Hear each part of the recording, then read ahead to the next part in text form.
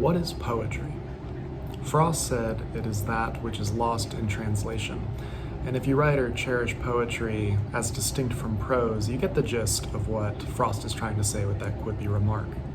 I think two of the most persistent problems people run into when reading poetry is first looking for a meaning and foregoing the musicality of the work, and on the flip side, overanalyzing how form is influencing whatever content might be in the poem. For instance, those who say that Shakespeare using iambic pentameter because iambic pentameter mirrors human speech, that he was going for a realism never attempted before in verse, that kind of distracts from what's actually going on, because at the end of the day, poetic form is quite arbitrary. Any kind of connection we make between how something sounds to what it means and what the words say is usually, well, not a one-to-one correspondence. There's always the act of interpretation going on when a claim like that is made. Poetry remains, regardless of what area you're talking about, a sonic art form. It's unique apart from prose in that the musicality of it, how it sounds, the words following each other in a certain way, directs a lot of how we read poetry. For instance, a instrumental by Chopin, a piano piece, doesn't really say anything, but it evokes moods, it evokes sentiments through its sound, and poetry at its best does that. Of course, how you choose to interpret the sounds is ultimately up to you. But we have a very rich tradition of forms, and what these forms teach us is that there are guiding principles to how we form poetry, and these help us in interpretation and in writing our own poetry to say, the incomprehensible, the incommunicable.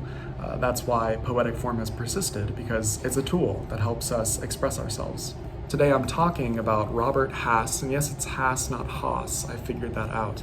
I'm talking about his book, A Little Book on Form, and it's it looks pretty long, but it's a quick read. It's about 450 pages, and it's an exploration of the formal imagination of poetry, according to the subtitle. If you read the title of this book, A Little Book on Form, you probably think it's going to be a very instructional, factual engagement with the history of form. And it is, and that's what I like about it. But at the same time, it's a very unique exploration of how form works, in that it feels very fragmentary. It almost feels stream of consciousness in places, as Hass just kind of gives a few remarks about something before giving you an example with a quoted poem. I think this book finds an excellent middle ground between analyzing how form enhances meaning and how meaning and form are also arbitrarily related. A little bit about Robert Hass. He's an American poet and translator. You can find his work usually pretty highly anthologized. And I knew him from, he wrote a translation of haikus, and I didn't even know it was him, but he's a very prolific haiku translator, which you might have come across. But he's a pretty old poet now. He's in his 70s, maybe even his 80s. But he has devoted his life to poetry, exploring how it operates in its history. And that is reflected here in this book, because this book kind of goes through almost everything you can imagine being pertinent to the discussion of form in poetry. What it ends up being then is an instructional document and a very loving, very enthusiastic exploration of poetic form that will enhance your book knowledge of form. You will come away from this book in certain chapters just knowing a lot more.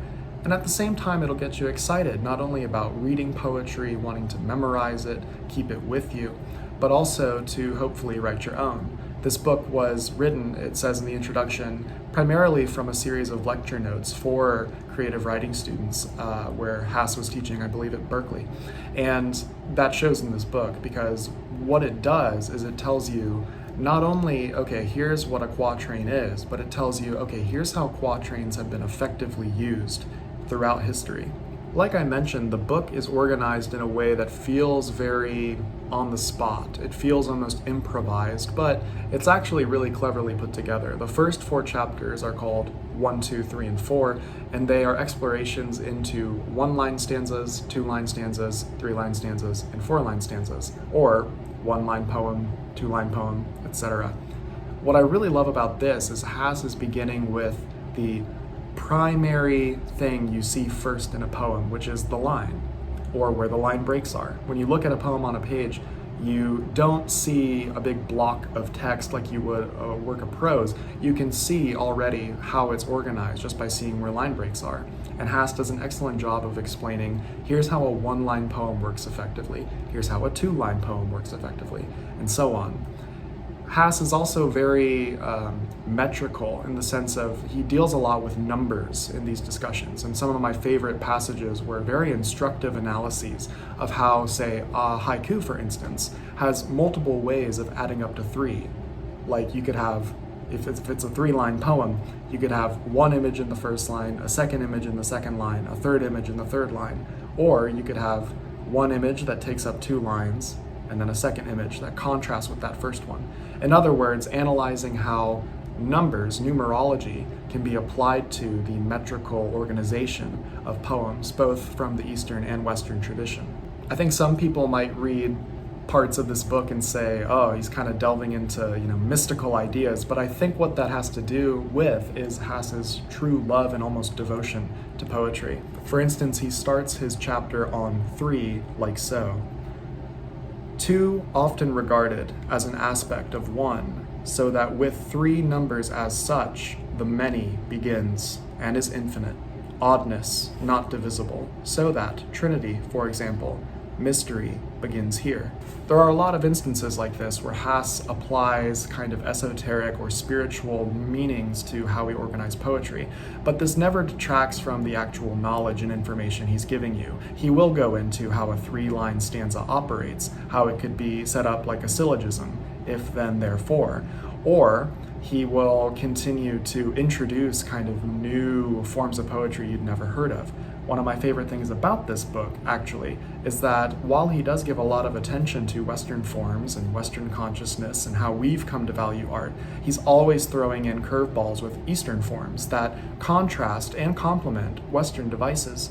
So after the first 4 chapters, he begins to go into specific genres, as he calls them, and also different forms, from sonnets to villanelles, but he also introduces less familiar Eastern forms, like I learned about Chinese chu-chu poetry, which I don't know if I'm saying that right, and of course haikus. He also notes, like I mentioned, the interplay between Eastern and Western. So there are, of course, the modernists like Ezra Pound who were very influenced by Eastern poetry, and yet there are also, for instance, the kind of weirdly, wildly popular 19th century translator Robert Fitzgerald, who translated some Persian poems known as the Rubaiyat, 4-line quatrains, and it's marvelous stuff. The tone of the book is consistently conversational, and so it retains its pleasant and engaging manner. And yet, the best part about this book is how much poetry is infused into it. Probably my favorite element about this book, really, is that instead of just getting a dry analysis of everything, here's how a trochee works, here's how an iamb works, and then you're left in the dust, he'll quote multiple poems in a row, and you can see, okay, well, here's how it's being used, and he actually leaves a lot of the interpretation up to you. He's really concerned here with presenting you with sonnet qualities and how they operate in different genres and how they've evolved over the years. There's a chapter on sonnets that contains just a huge list of sonnets, and he says, these are sonnets from the 19th century that do this. Here are some romantic sonnets. These are American sonnets. Here's how people like Jared Manley Hopkins have completely upturned the sonnet while retaining the sonnet form. And I love following this kind of journey through different genres and forms because you see that it's actually a very lively and continually evolving thing to study, how these different forms change. Another great instance of this is talking about odes, how odes were originally Greek religious poems that celebrated the goddesses and gods, and then we have odes that are devoted to love, and then he kind of says, well, okay, these might seem different, but in reality they're derived from the same tradition. So a love poem that's an ode is actually very closely related with theological musings from ancient Greece, and I love seeing those connections. It makes you not only want to read more ancient work, but more modern work, and see that interplay for yourself. I will say you're gonna want a notebook handy or a way to scan pages, because he quotes or recommends so many books that you'll want to check out and find online, whether they're guidebooks or theoretical books or just collections of poetry. But what does poetry end up being at the end of this book? Contrary to Frost, who says that it's lost in translation, Hass, who is a translator, seems to take joy in the fact that poetry is transnational, that it doesn't matter where you are, if you can access a work that describes itself as poetry, it's poetry. I think that might trouble some people because at the end of the day, the poem essentially argues poetry is whatever uses sonic qualities to play with sound, to play with grammar. And so for Hass, poetry is ultimately sonic and imagistic and numerological, that's a word. The analysis and reading of poetry must be rooted for Hass in the relationship between words in succession, and also between lines in succession. It becomes a very visual thing, although it is primarily auditory. Of course, you could eventually come to this problem, which is Joyce, in Ulysses and Finnegan's Wake, writes hyper-poetic prose.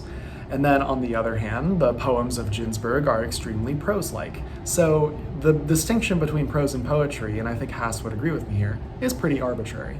But I think what Hass does is try to redirect the reader towards analyzing how the form is working, or if there's a lack of form, how they're engaging with the history of form. One great example of this was he pointed out that Sunday Morning, one of my favorite poems by Wallace Stevens, is a sonnet sequence. And at first I was like, no, it's not. But it is. It's an unrhymed sonnet sequence, but it's blank verse and it's playing with how sonnets operate. There are voltas and turns in every stanza.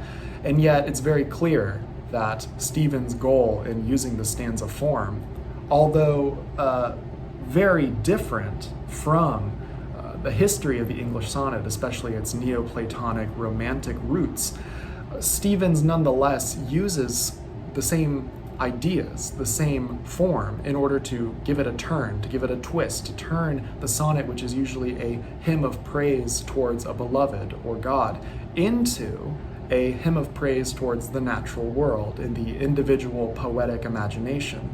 It's a wonderful analysis, and that's just one instance in the book that I really loved. Another thing I really appreciated about this book was Hass's attention to folk traditions.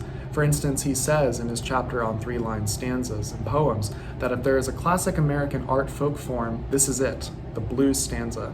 The blues stanza is a couplet in which the first line is repeated, presumably to give the singer time to improvise a third, which rhymes with it.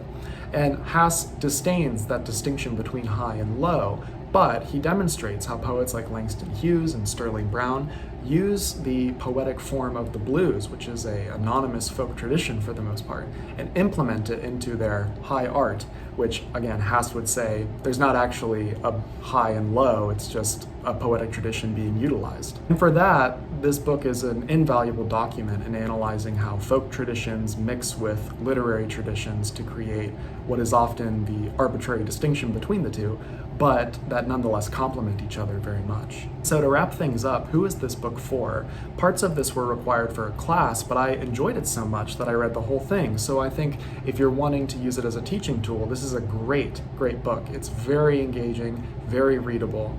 But I think that this book is most valuable for two audiences. The first is people who wish to perhaps enhance their own poetic writing ability, or want to read and better understand how forms have been used throughout history.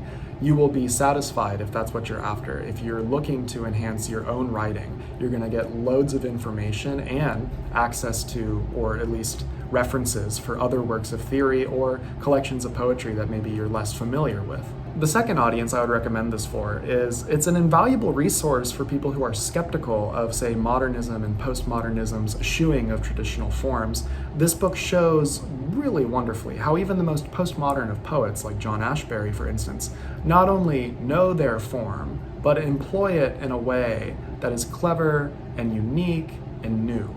It's really fresh to read how poets like Ashbery, who are thought of as super arcane, purposely difficult, is actually very playful, and at the end of the day, like the earliest poets we know, was concerned with sound, was concerned with music.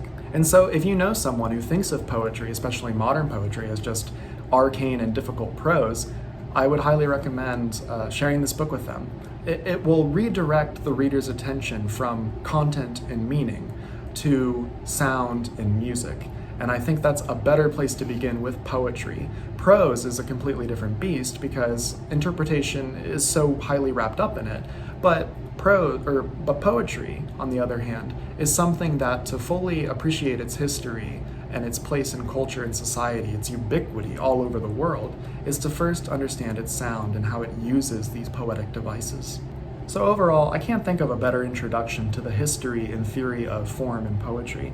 There are certainly more technical documents out there that I've found, but a lot of that information you can just do a quick Google search and find out. If you come across a term you don't know, like what is a trochee, what is a iambic quatrain, just Google it. There are so many resources out there for free that you don't need to bother with. What makes this book unique is that it's a personal document from a poet and translator who deeply cares about this subject and wants to share the joys of it with the world.